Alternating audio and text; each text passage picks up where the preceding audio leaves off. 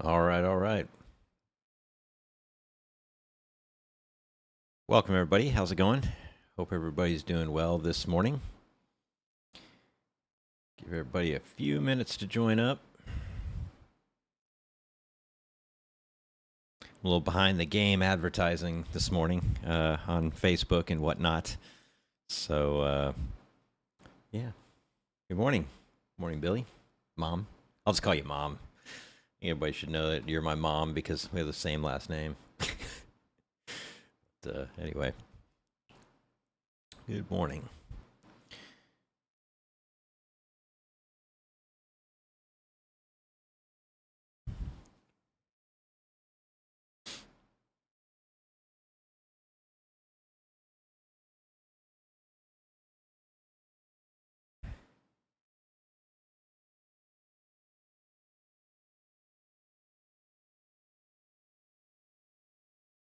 All right, so let's kick things off this morning. So, hope everybody's doing really well. Got a few things to share today. Nothing really groundbreaking, but I did want to, go through some different things. I talked a little bit about my 8 sleep system last time. So maybe we can spend a little time talking about that. Let's see, I'm trying to get my do not disturb going here. Oh, I still have my workout from this morning going. Yeah, took it a little easy this morning. Let's see. Where's the do not disturb? There it is. There we go. Okay. So when I share my phone, you won't be able to see all my text messages and everything coming through. That was pretty funny last time. I exposed one of my codes coming through. Doing well, Mom. Hanging in there. Yeah, yeah, things are going good. Let me. Yeah, so. Overall, yeah, things are going pretty good. I, continuing to learn as I go through my health journey. We'll talk a little bit about maybe some of the things that are in the news, or not in the news, but well, I guess some of it is in the news, but some of it is just anecdotal stuff that I learned this week.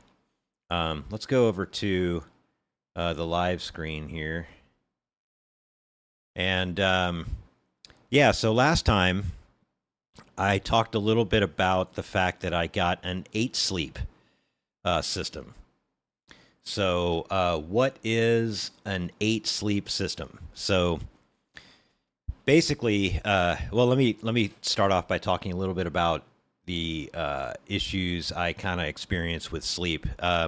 Sleep's been one of those things I just haven't prioritized a lot in my life. I just always felt like there were better things to do than to sleep, and I didn't really appreciate how much sleep meant until probably 3 or 4 or 5 years ago, when I realized how much it was like impacting the way I think and the way I act, and memory, all those things. Weight, especially in these last 2 years, definitely understood how that works.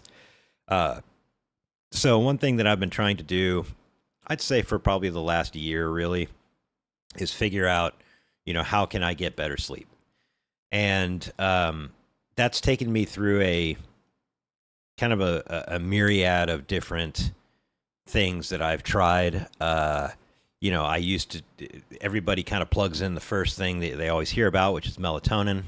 I tried melatonin. But the problem I had with melatonin was I would even take low dosages, 2 milligrams, something like that. And I would go right to sleep, but then I would wake up about 2 hours later wide awake.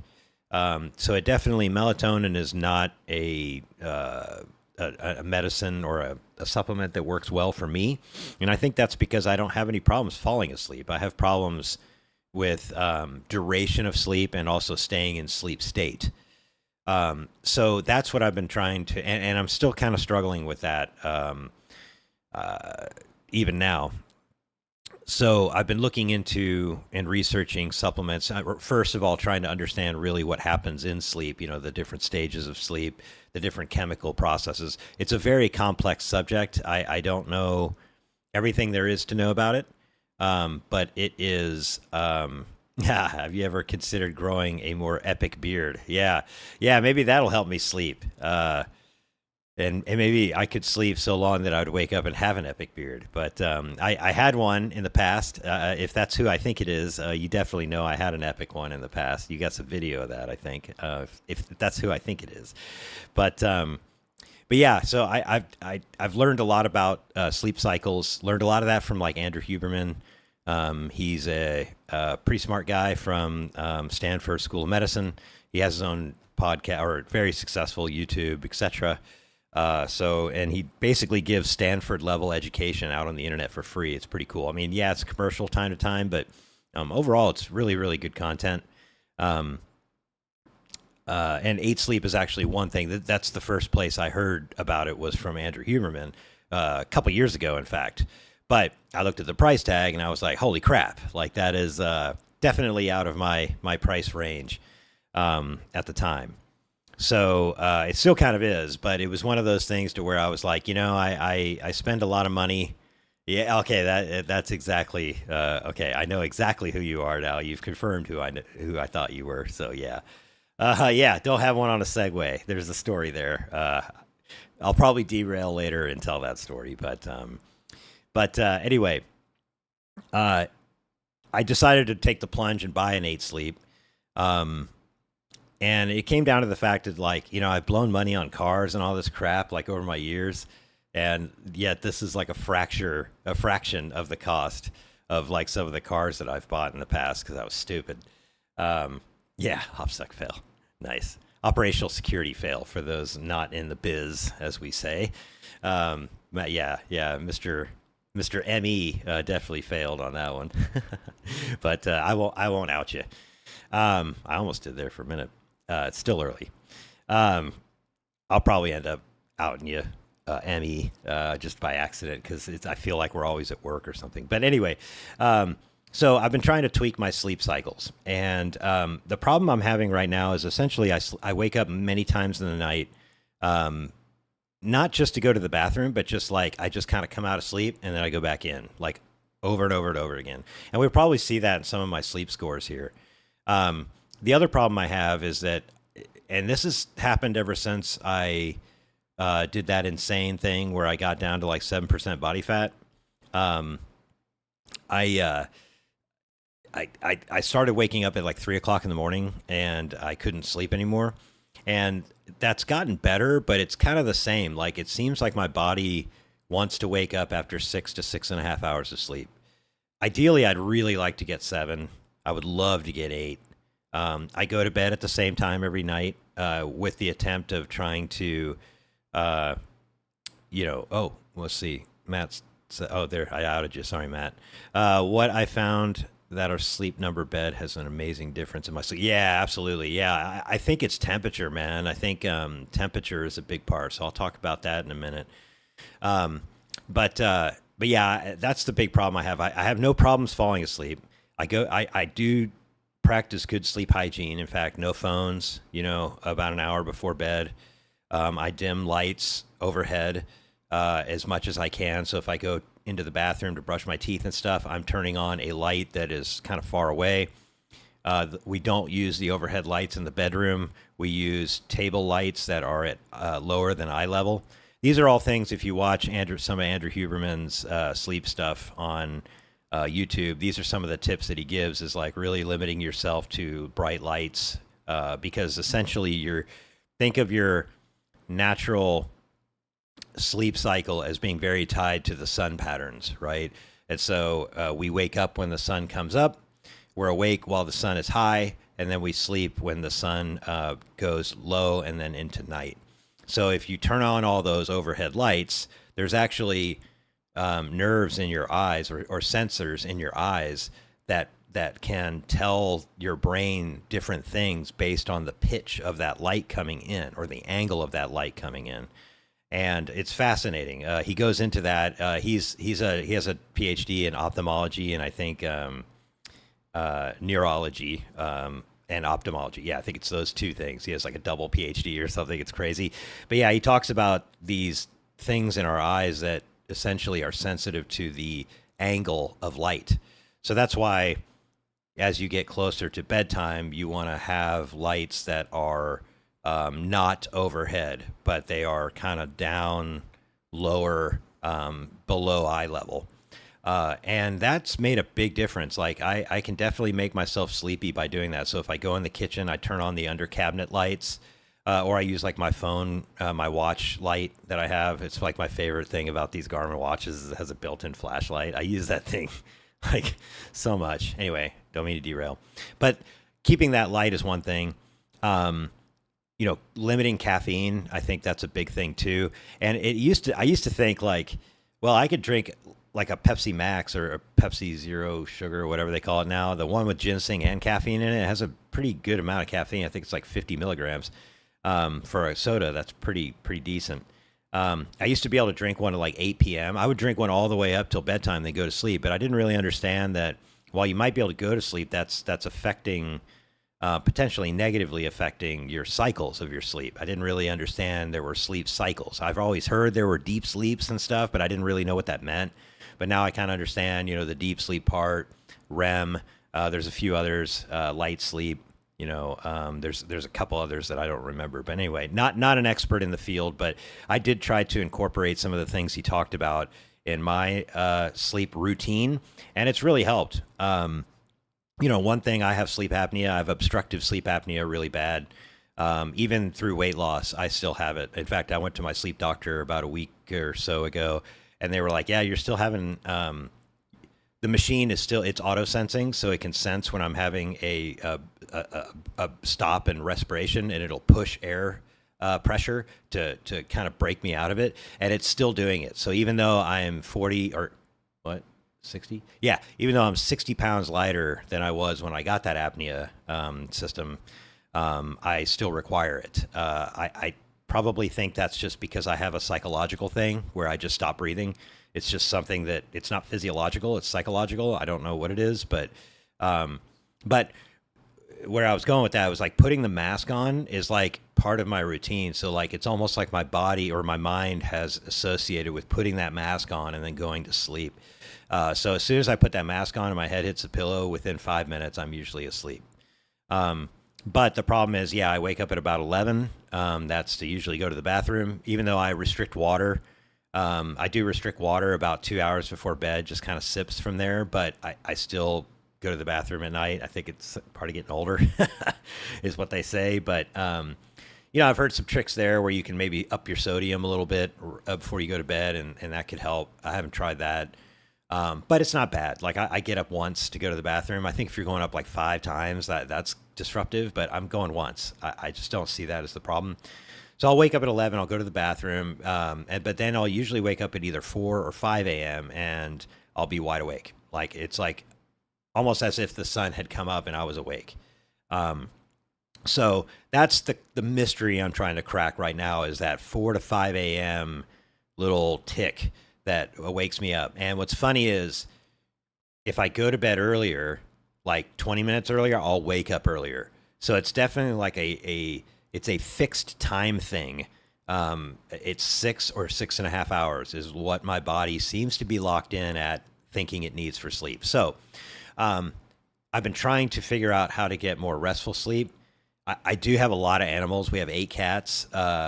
We do lock most of those cats who are disruptive out of the bedroom. We started locking them out, and we also locked the 2 big dogs out. Although there's also studies that have shown that if you have, I just noticed I'm wearing my skull thing, and I didn't even realize it. There are studies that show if you have a dog in the room, it's actually good. It relaxes you. But our dogs like to want to party outside, especially around this time of year in October. My dogs lose their mind. The rumor is it's wolf mating season. I have a Malamute, so he wants to go out and party. So he'll wake me up 2, 3, 4 times a night to go outside. So not ideal. So I've been trying to figure out like how do I break this thing, right? How do I get past that 4 or 5 a.m. and sleep till like at least 6? So if I go to bed at 9:30, I wake up at 6. That's like what, with some delay and getting up in the night, that's a good solid 8 hours. Even if I could wake up at 5:30, I think that's a win. So that's what I've been kind of working on. One of the thing, yeah, locking the cats out for us equals loud demands to open the door. Yeah, we do have a howler. Gojo, or Fish Stick, as he's been called. Now Perry. He has a lot of different names. It's because of his weird tail. But anyway, we'll talk. That could be a whole episode, but a weird episode. But yeah, he howls. And then I've got another cat that meows really loud at the door. But for the most part, they kind of don't do that until they hear us stirring around a little, like in the morning. Then they'll start doing that. So for the most part, they're pretty good. My parents used to have a cat, Roxanne, that used to like put her paw under the door and like jiggle the door, like rattle the door in the frame so loud they had to put like a scat mat. It was like this electricity inducing mat down thing in front of it to keep him from doing that, because it would like reverberate through the halls. It was pretty funny. I know, Mom, you probably remember that. Dad used to drive my dad nuts. But anyway, one other problem that I'm having with my sleep is I wake up sweating a lot. And, that's even with like a sheet on. So I'll wake up in a pool of sweat. Like I'll sweat through my clothes, I'll sweat through my pillow, my sheets, everything. And we keep our house at like, 70 degrees. Like it's a 2-stage Lennox high, signature series Ninja style like air conditioner. So it's plenty cool in the house. It's just yeah, I mean, we need to do that. Yeah. This week on Why Is Your Cat Named Weird Name? Absolutely. Yeah, I could have like an 8-part series on all my cats and their personalities. Man, they're a trip. But yeah, I would just sweat through like everything, and even with like just a sheet, I would sweat through everything. And I'm not like covered up or anything with a duvet blanket or a down blanket. That's usually what people say is get rid of those, because they'll raise your temperature. And one of the things that we need to be cool when we sleep, cooled down, which I'm getting to the 8 sleep thing. That's one of the things it does. So that's been a big problem for me. I can't sleep without a shirt because it causes body acne pretty bad on me. I think it's because unless I change my sheets every day, like I'm laying in, dead skin cells and gross stuff in the sheets, right? So I do wear a shirt every night. I wear shorts to bed. That might be TMI. I don't know. No, I think it's okay if you say you wear clothes. But yeah, I just sweat through everything. So with that being said, I was looking for a way other than to just put a huge fan on myself, because then it would be loud. I was looking for a way to cool myself down. So 8 Sleep came to mind. And that's one of the things it does. It's essentially, it's really a chiller. It's a chiller and a heater, and it runs water through this thing over your mattress. So it's not a mattress in of itself. It's actually a cover for your mattress. It's a system that covers your mattress with tubes coming out of it. And it pumps cold water or warm water through your mattress to raise or lower the temperature. And it has 2 zones. So if you like to be cold or hot, and Emmy, I know like the Sleep Number does a very similar thing, although I think that's a whole mattress, if I'm not mistaken. Correct me if I'm wrong, but this will retrofit your existing mattress. We have a nice like Tempur-Pedic mattress that is really, really nice. We both really enjoy it. It's very comfortable. So it basically goes over that, and then you set it to like your temperature that you want. And then it will read your body temperature overnight and adjust that temperature up or down to keep your body cool. And then to wake you up, it brings your temperature up. So it's really cool. But yeah, let's see. We have all sleeping in caves. I also use a fan at low level, just pushing a bit of cave wind. Yeah, absolutely. Yeah, we have a ceiling fan that we've got blowing on me. But yeah, I wonder if I should maybe roll one of those like fans at the bed level, just so I've got some crosswind or something. But that's a good idea. So this is the app. I wish they had a web app. I sent that to them as feedback. But this is the phone app, and I can tell you that they are processing a lot of data. And how do I know that? So my firewall basically monitors everything in and out of our house, right? And I can see them uploading like 200 to 300 to 400 megabytes of data every day. Now, conspiracy theory might be that they are gathering intelligence or something, but they are reading a lot of stuff. So this is the app. And so last night I was a little bit, it's funny, like at first I was kind of like, let me wake my phone up so that I can, oh, you know what? I don't think I can do that. Oh yeah, I can. Okay.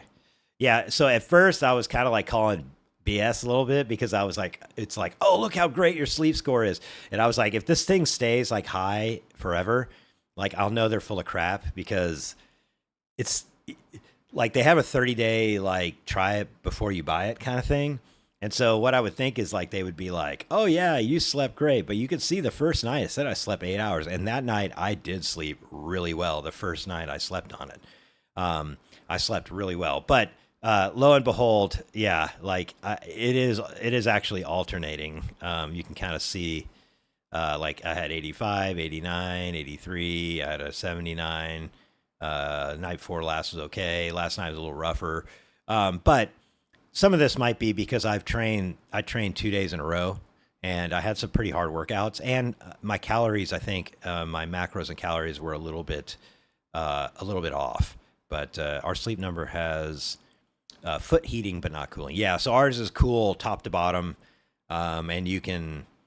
I think it's just 2 zones though. I think it's left and right, or his and hers, or his and his. I don't judge. Like yours and theirs. There we go.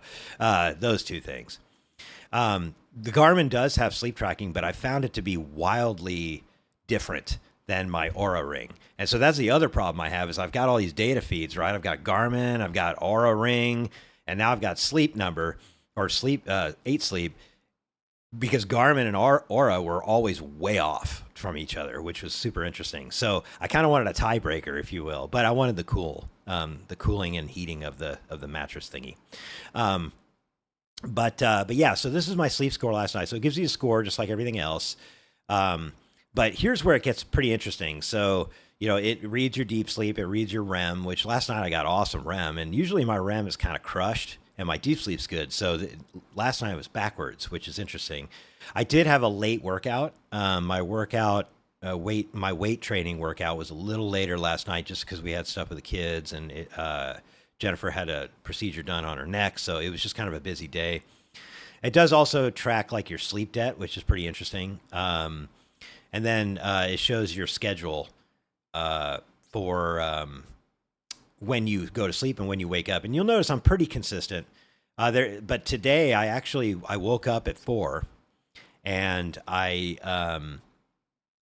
basically just made myself lay there, because that's the other thing I've heard is that if you do wake up early and you can't go to sleep, it's best to just lay there until your time to get up, so that you can try to make a habit out of not getting up at that time, which I haven't been doing. I've been as soon as I get up, I'm like, oh, might as well get up, because I like to be productive. I like to do things, and getting up early, I like it. Like I get stuff done before everybody else wakes up. I get my cardio in.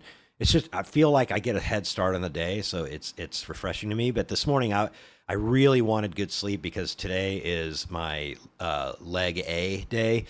Which isn't as punishing as leg B day. It's a hamstring focused workout, but I wanted to get, more sleep, but it didn't really work out that way. Although I did get, let's see, what does this say? My total time slept was 7 hours and 23 minutes, which is pretty good. The night before last, I got 7 hours and 8, but you can kind of see like 6.5. It does show that I'm actually getting, this one, I think I made myself go back to sleep on this day. I made myself go back to sleep. So there are days I didn't used to be able to do that. I used to not be able to like go back to sleep like early in the morning, but if I lay there for long enough, I'll fall back asleep, which is pretty interesting. But yeah, so this is my score last night. But what's cool is like, this is just a drop in the bucket of the data. They have this thing called autopilot. And basically what autopilot does is it reads all these different biometrical signals coming off your body, like your heart rate, your breathing, how much you're moving, the position you're sleeping in, all those things. And it starts to make adjustments. So if I click on that, I can actually see like from the time that I went to sleep and all the adjustments that it made. So if I expand this, it'll show like the mode and what it did. So it looks like phase and mode was 4. It made 3 to ambient response. I don't know what that means. Sleep stage response. I don't know what that means. So the adjustments, I guess it made, oh, it looks like it was a snore response that it did. It made some adjustments in light sleep. But basically, like, oh, this will tell me. Okay. Yeah, change the pods. Okay, so this is good. I haven't looked. I was waiting to get some more data before I really looked into this. But basically, it's like, all right, so baseline is the preset temperature. So you do set the temperature that you want to go to sleep to, and then the temperature you want to have during the night, and then the temperature to wake up. And what I thought was really cool is they text me every day, and they ask me like, "Hey, was it too cold? Was it too hot?" And at first, I had it way too cold. I was freezing when I woke up. So I told it, like, I responded back to the text. It was like, "Yeah, it was a little too cold last night." So it bumped it for me in the app.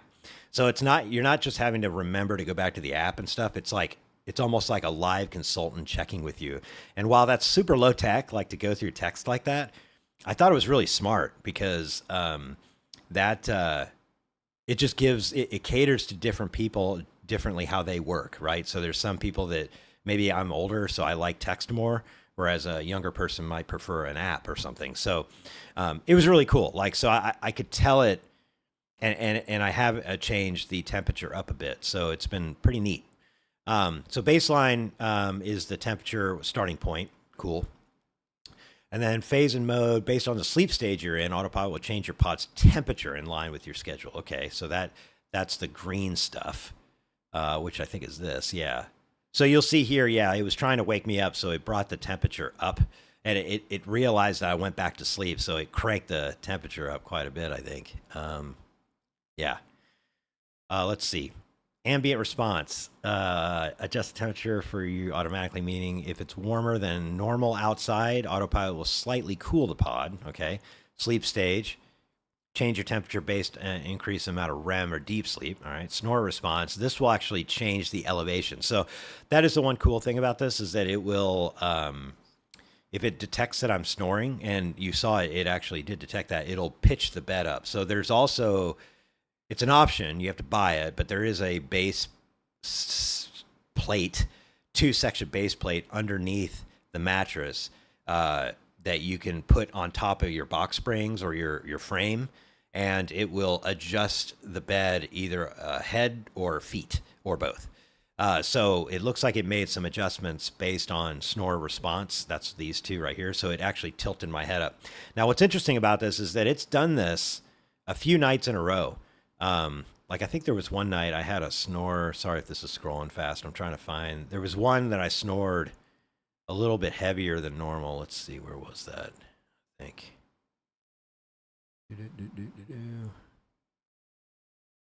I thought there was one night where I thought it saw that I was snoring more than usual. Let's see. Maybe not. Maybe it was this one. Yeah, it's okay. So this was I snored for 13 minutes. It was at 3%. So that's a little higher than what it normally was.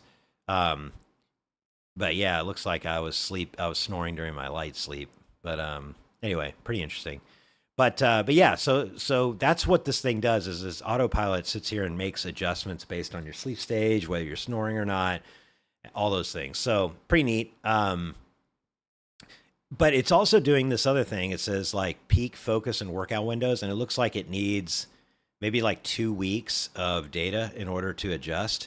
I don't know what this is going to do for me, but I guess it's going to tell me sort of like what my Morpheus system does for me. Like it tells me how hard I should work out or rest that day.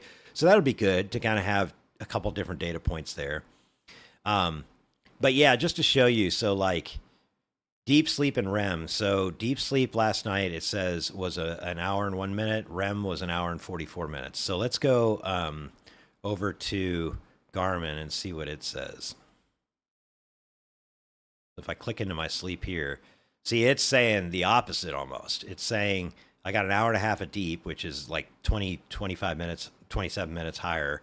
And then it's saying I only got an hour and 4 minutes of REM. So you can see it's a lot lower. Right. So that's pretty interesting. It also says 65 resting heart rate. I don't remember what the other one was. But now let's look at Aura. All right, it's got to calculate my sleep data here, so it'll just take just a minute. I like how it tells me I'm 7.5 years younger. I think that's actually been that's trending down. I thought it was 5 there for a while, but this kind of stuff I always think it's BS. I think it's like a sale tactic, but anyway, cardio capacity high. Yeah, all right, that's good. Oh, okay. It says that. Yeah, my readiness is fair. I'll talk a little bit about that in a minute. I'm pretty sure that's tied back to Retatrutide that I'm on. It says my sleep was good. What I've noticed about Aura is that my other two systems are saying I got 7.5. Aura says I got 6.5. So it's like, it's a little bit off. But what I have noticed is look how close this is. So REM and deep sleep is almost exactly what 8 sleep thinks I got. And that's one thing. I think Aura is pretty dialed in. I think just because they're the fact that they're around your finger and not on your wrist, because with your wrist, when you're sleeping and you got your wrist in a weird position, the watch can be off your wrist a little bit, or it could be, it's just using light to shine through this part, and these bones twist, so we all know like wrist is not the best for heart rate monitoring. A chest strap is the best. So I just wonder if maybe Garmin is not accurate because of where it's positioned on your body, whereas Aura has a better chance. And in fact, there was an article that was released, and you got to take it with a grain of salt because you never know. They could have paid for that study or something. But they did say that Aura, from an HRV or heart rate variability, which is the measure between heartbeats, that's supposed to give us an indicator of how much stress or recovery that we're in. They said HRV, actually, Aura, like next to the chest strap, Aura was the most accurate. I'm starting to think that's right. Based on the data that I've seen from Aura compared to deep sleep, those two seem to match the closest every time. And Garmin usually, sometimes it'll be pretty close, but most of the time it's way off. So, I think Aura and 8 Sleep are going to be my primary data sources. I think Garmin is, Garmin's good for, I think their app and their tracking and the data you get from them, from an exercise perspective is really good. In fact, if you have a chest strap, you can link that with the Garmin and get that. So I think it's good for that. But I think for sleep specifically, it seems like 8 Sleep and Aura kind of have it figured out, is just the way I feel about it. Let's see. Muse ECG headband if you're really interested in tracking REM and brain activity. Oh, that's cool. All right, I'll have to check that out. I mean, yeah, neat, man. I'll have to check that out. I'm always into more data, man. Like, I just wish we could put all this data together. Maybe you and I need to work on something where we could suck all this data together. And like, actually, this is a great idea. And I'm giving it away on YouTube, and there might be something that exists. But wouldn't it be cool to be able to take all this data and basically trend it to where you could tell somebody like, hey, these data sources seem to all be saying the same thing, and this one's an outlier. You may just want to ditch this one. It's not great. Or just don't pay attention to that or something, trend it over time. I don't know. But anyway, so, oh, that's cool. Yeah, very cool. So yeah, so that's the 8 Sleep so far, and really the only issue I've had with the 8 Sleep so far is that and this is not an 8 Sleep problem. It's just like an inclining bed problem. I remember having this problem when we had the Tempur-Pedic adjustable base. Over time, as you raise and lower that thing, it pulls sheets off. It also starts to hit the headboard because the mattress like as you raise your feet, it slides the mattress back, so it starts hitting the headboard.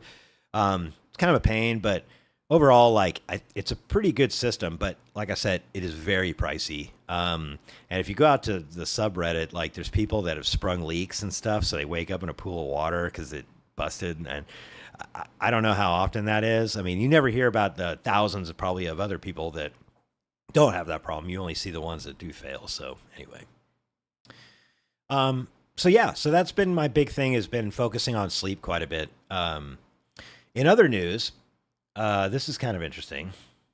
I saw this article come out, not that one. Let me, saw this article come out.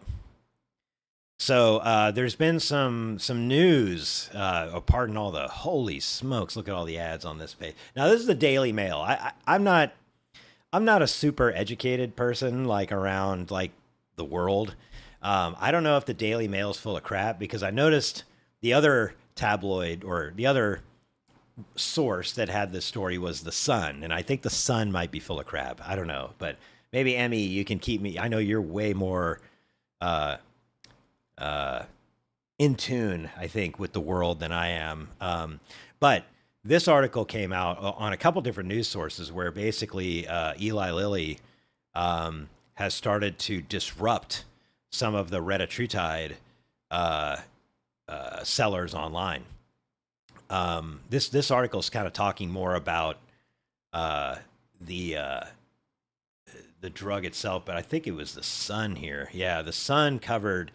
They actually had a I don't remember what article it was, but basically there's a lawsuit against a couple online sales places selling Retatrutide.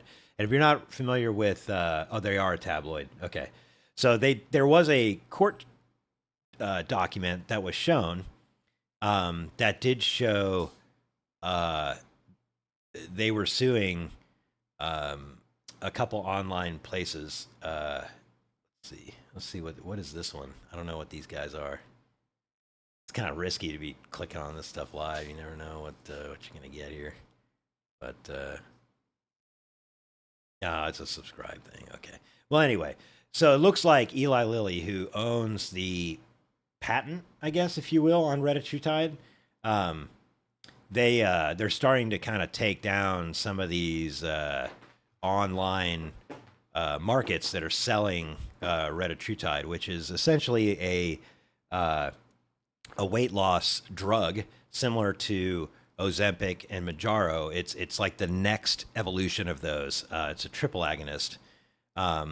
Basically, it has three different actions. It says it right here: GLP-1, glucagon, and GIP. So it's pretty miraculous. Like it's in clinical trials right now, and it's let's see. Oh, okay, yeah. This is some of this. You kind of have to just say, all right.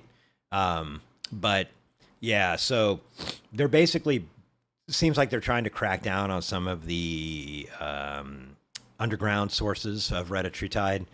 But there's so many. Good luck. As long as that compound's getting shipped to us from China and elsewhere, that's going to be for sale.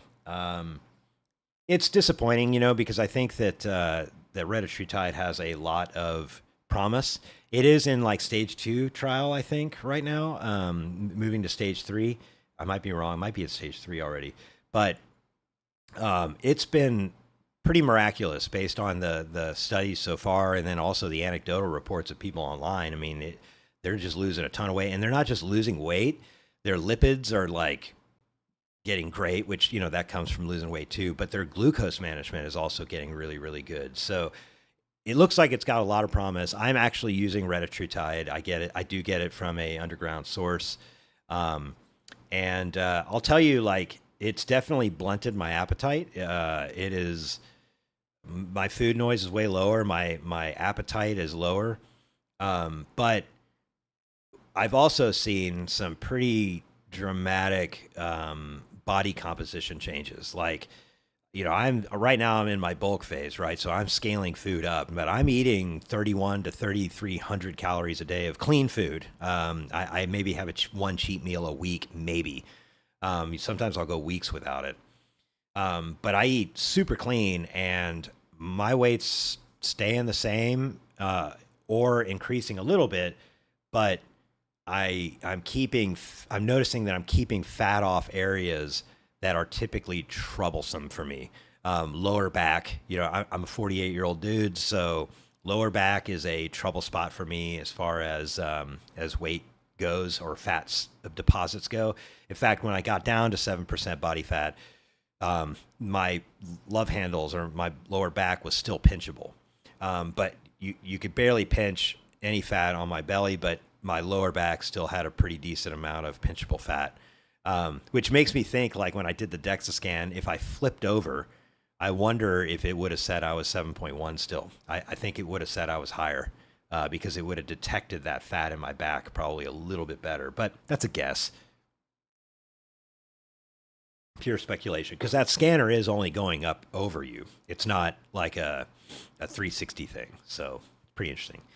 But anyway, so we'll see. We'll see how that shakes out. I know the steroid market right now, particularly two specific performance enhancing compounds, are just really hard to find. And that the rumor has it is that it's the crackdown of fentanyl. So apparently the drugs that are used to make those two drugs are also precursors to the making of fentanyl. So they're coming from China, so I guess they're busting a bunch of people over there that are making that stuff. But as long as that stuff's flowing in, like the Retatrutide's flowing in, like people are going to buy it. You know, it's kind of like peptides. I don't know why we still fight that.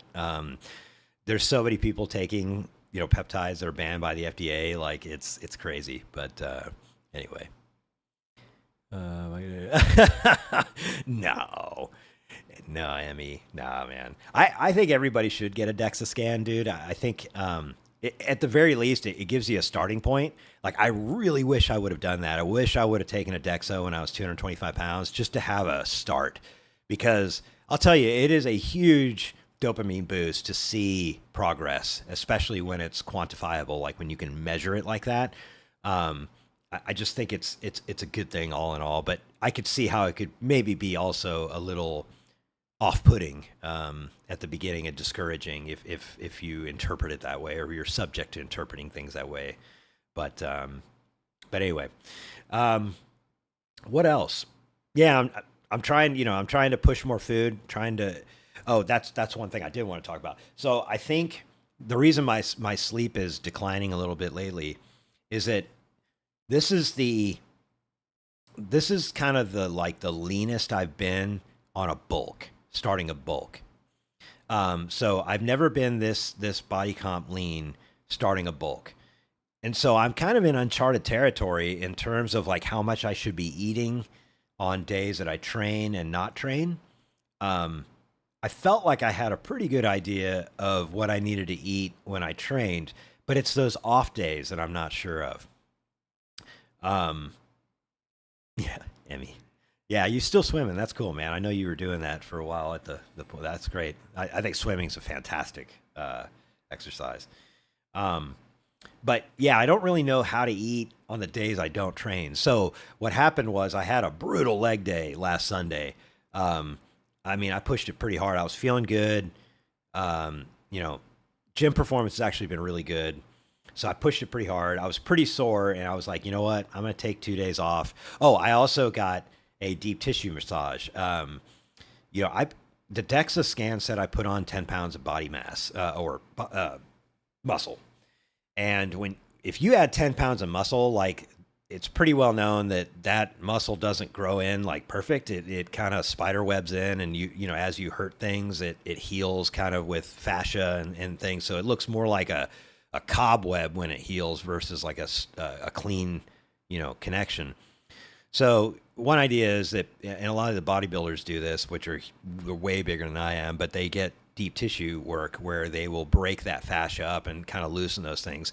And I noticed, like, I take pictures every week just to kind of assess my body fat because I can't afford to do a DEXA every week. That'd be expensive. Be like $500 a month. And it's like in North Dallas. I just don't have the time. So, one thing I'm doing this time that I've never done before is I take pictures of like the same poses in the same room in the same light about once a week, usually sometimes twice a week, depending on what I'm measuring. But I just kind of want to see, like, if I'm looking softer. And if I'm looking softer, that might be an indicator that I'm eating too much. Because the scale, I've just learned, is just not a good predictor of weight gain or weight loss. Because like recomp, like if you lose fat, but you're putting, at the beginning of working out or starting to work out, you can actually recomp where you lose fat and gain muscle.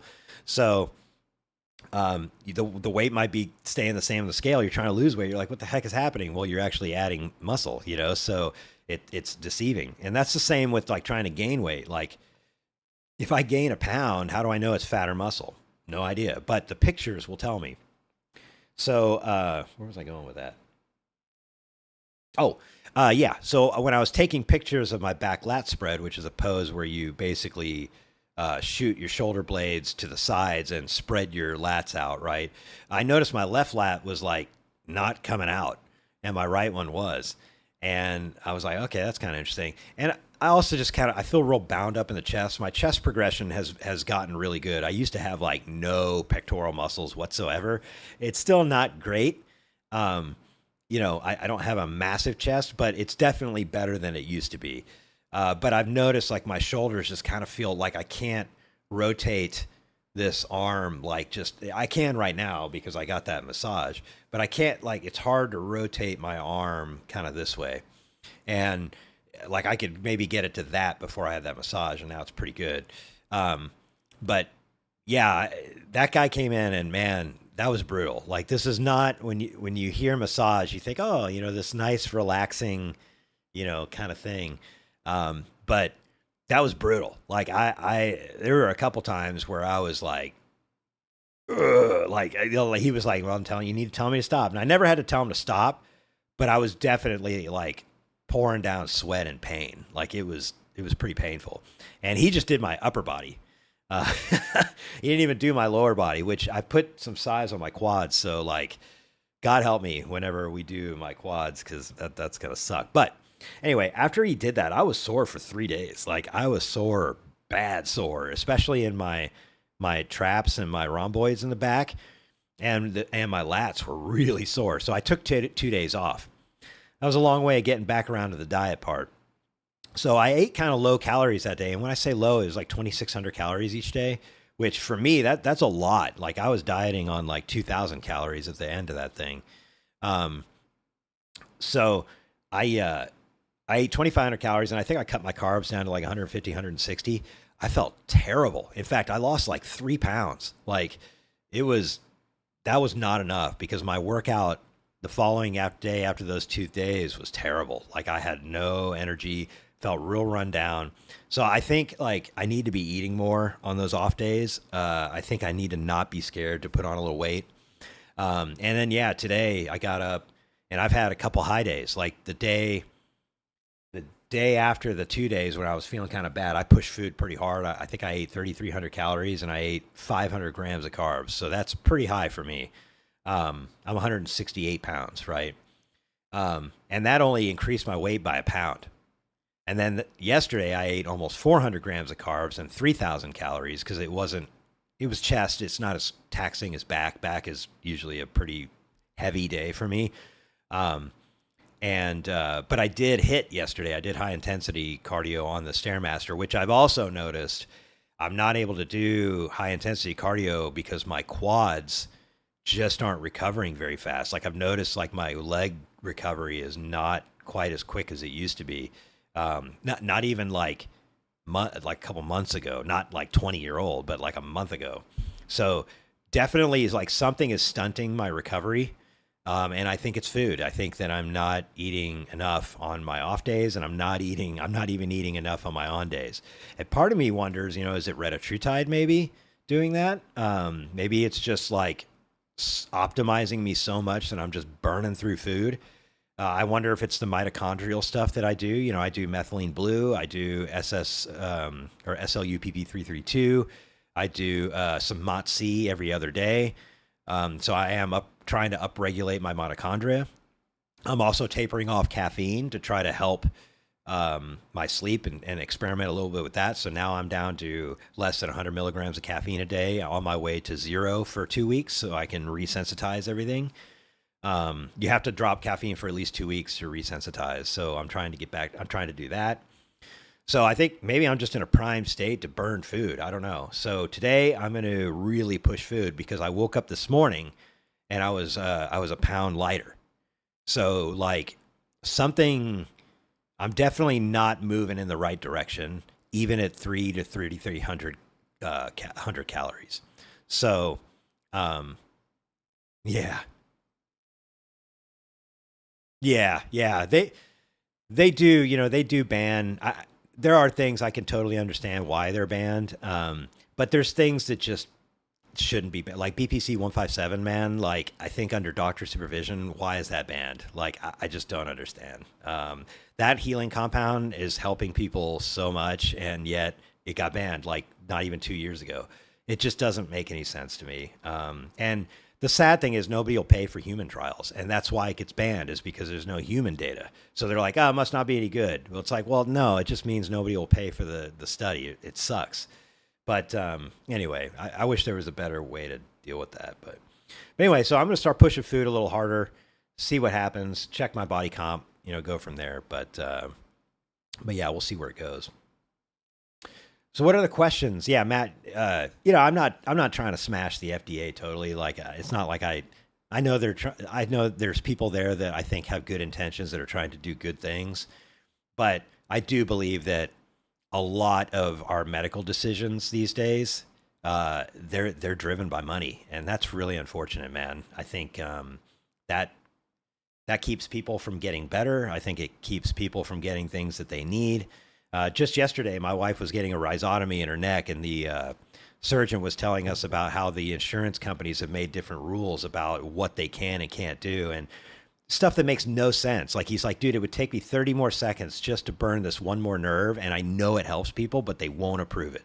Like stuff like that just drives me nuts, man. Like that's the kind of stuff where I'm just like, there's a reason why I take risks in my own health. It's because in a lot of regards, sometimes I'm like, you know what? I'd rather take the risk and feel better rather than not take the risk and feel like crap because somebody else who's getting paid to tell me that I should be doing something and it's not good for me. I just, that's the way I feel about it. I don't mean to impress on anybody else. I used to be like, I listen to my doctor 100%. I do everything that they say, but they also know they can give me, blood pressure medicine because they know 9 out of 10 people will not go lose weight. So it's not their fault that they push blood pressure medicine. It's our fault, right? We need to get better about eating healthier and being more healthier so we don't need this crap. So anyway. Yeah, insurance company. Yeah. But I think it spans the whole medical industry as a whole, man. Like I think there's, like, you can't tell me there's not lobbying with the FDA, right? Like it's the whole system. It's the whole ecosystem in of itself. I think it's just broken, man. And while I think there are good medical things that are happening, I think there's a lot of things that are being kept from people that can possibly help, like BPC 157 as a perfect example, like TB 500.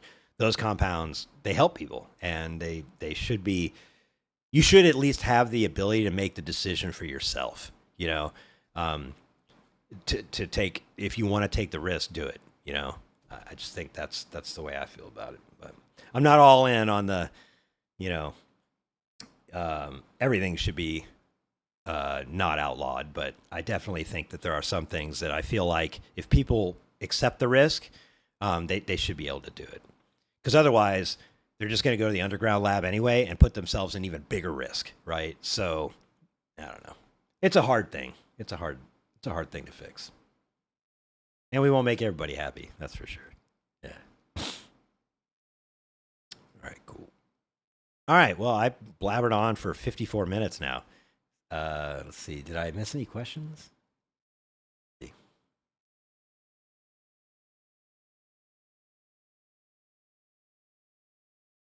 Yeah.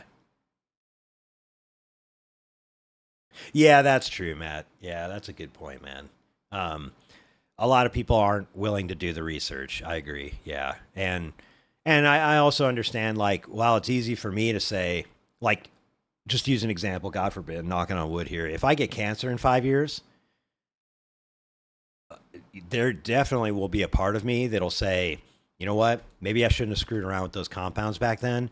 But I wouldn't blame anybody except myself because nobody's like injecting this stuff into me, right? I'm doing it myself. But I did it after like a year of research, of learning, understand, not just ChatGPT, but like, reading the peptide protocol book by Sneeds, reading on Reddit the people that had good experiences and bad experiences, and I think that's hard for people. I think to admit like, hey, maybe I should have done that. It's easier, I think, to say I wish somebody would have told me that, but with this stuff, like, there's no human trial data, so it's like, who knows? But definitely, if I nuke myself with cancer, I don't have anybody to blame except myself, for sure. But hey, it was fun. It's kind of a weird way of looking at it. Anywho,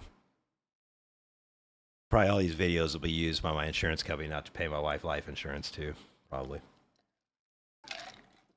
Why did I say that out loud? That was probably bad. Yeah. Yeah.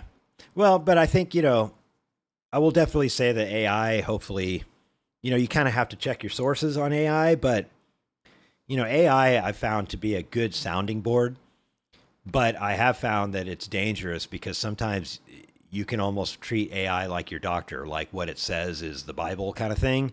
And it's like, I've caught myself doing that. I made an episode about that where essentially I felt like I couldn't make a decision without checking with ChatGPT.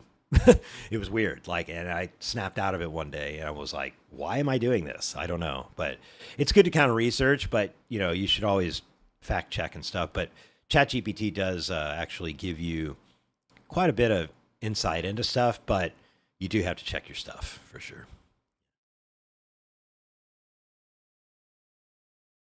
Other questions? ChatGPT's also talked to me out of stuff before, so. Yeah.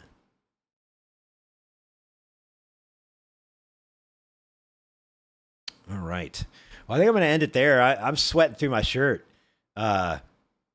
Yeah. Yeah. The one thing that drives me nuts about ChatGPT is I feel like it pleases me too much. And I know, like, I try some prompting there in instruction sets to tell it not to do that, to be like firm and stuff. But it doesn't challenge assumptions very well. It tends to coddle a bit. I totally agree with that. And I can't seem to get, if you figured out like how to make it a little more hardcore, like, somebody who's just argumentative, like, like, please be argumentative. Maybe I should try that. I don't know. But yeah, it is definitely very soothing. It feels like it's soothing. And I'm sure they do that to make it, not addictive to use, but I guess it elicits an emotional response to keep you using it, I think. Yeah, maybe. Conspiracy theory. All right. Well, I've yapped for 58 minutes. I appreciate everybody joining up. Looks like we had 13 different people join up and watch and stuff. So, and a lot of y'all hung in there for 14 minutes of my blabbering, but lots to talk about. Like, there's a lot going on, a lot of experiments going on, a lot of learning to do. But you could see, like, even after 2 years, like, I just crossed the over 2 years of this health journey I've been on. It's really true. Like, I forget what the guy's name is that came up with it, but it's like, the less you know, the more you think you know about it, and then the more you learn, the more you figure out jack squat about stuff. So, like, it's definitely a health. Our bodies are just such fascinating things, and I don't know that we'll ever figure it out. There's such beautiful chemistry and symbioticness. I don't know if there's a word for that, but there's control mechanisms and counter control mechanisms. I mean, it's just crazy how the body works. And yeah, even after 2 years, when I thought I had my health stuff kind of figured out, I'm always in new territory, which I think is what makes this so addictive. Oh yeah. Oh, thanks, man. Yeah. So it's funny. Before, I used to not shake hands with people because I had tennis elbows so bad it hurt. Let's just shake hands with people. But yeah, and I'm sorry I missed you in Seattle, by the way. I looked for you, but they kept us pretty busy. But I felt bad that we didn't get a chance to hang. So anyway, All right. Well, thank you all very much. I really appreciate you tuning in. And this was a long one, so this is an hour. So I think every week we're getting up and up in the timing. So I'll try to come with more like defined points and stuff, and maybe clear this up a little bit better. But instead of just brain vomit. But anyway, hope everybody's doing great. Keep up the great work. I know you can do it on your fitness journey, and I'll see you next week. Take care.